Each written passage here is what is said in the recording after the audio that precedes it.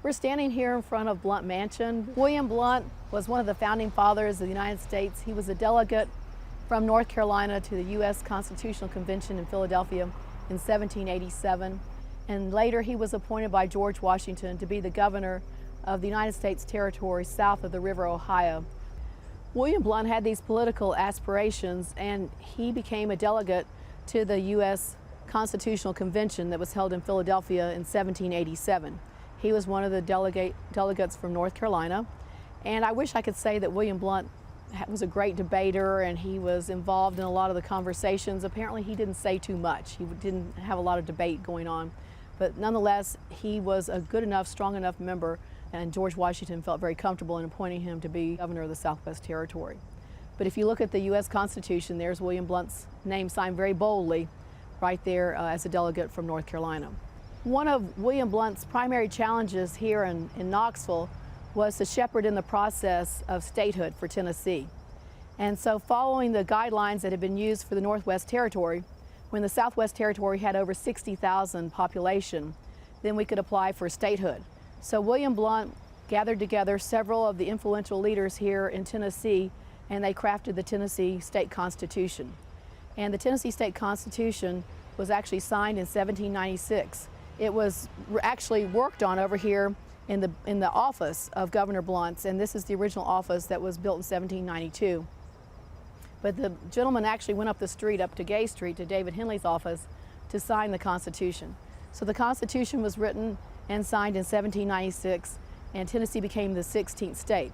So that was one of Blount's primary jobs here, was to work out the process of statehood for the state of Tennessee. When you come inside Blount Mansion, when we give our visitors a tour, one of the things that we tell them that this house has evolved over time. And so the original house was only 2 rooms.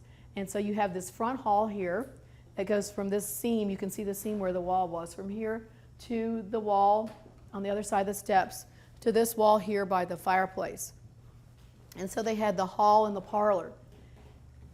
If you look up at the ceiling, you can see the little spot where the children would get to the loft by a ladder. And the steps that we have here at Blount Mansion today were built later in the 19th century. So when people come to Blount Mansion today, even though the house evolved over time, and even though it was expanded after the Blounts had passed away, we still interpret the entire house as if William and Mary and their children lived here. And so the furnishings here are furnishings that are antiques of the time period from the late 18th century, early 19th century. And I would like to tell you that every piece of furniture in this house belonged to William and Mary Blount. But alas, when William Blount died, he was in bankruptcy. And in fact, they had to sell their furniture to pay off the debt. So we do know that this is William Blount's chair right here by the fireplace. So we have it in the place of honor. But all the rest of the furniture here has been bought with great care. They're all antiques from the late 18th and early 19th century. Now, most of the folks who would have lived in the Southwest Territory would have had very rough-hewn furniture, very much like their log cabins. But the Blounts would have brought their furniture with them from eastern North Carolina. And just like they had a proper wooden house back in eastern North Carolina, they also brought their proper furniture. And so their furniture would have been made from furniture makers on the East Coast, or it might have even come from England. Now, for example, there was a big international trade with China during this time period, and so we have pieces of china from the late 18th century to interpret the story that there was this active trade with China. A lot of people come into this main room, they say, why is there a bed in the living room? Well, when the Blounts lived here, they would have had a bed in the main room because there were only 2 rooms in this house. And so, of course, you have the bed right here in one of the main rooms. And as I mentioned earlier, the children would sleep upstairs in the loft. And people say, well, are these drapes for privacy? Well, maybe for privacy, but we think also to hold out the drafts, because there was a big fear about drafts during this time period.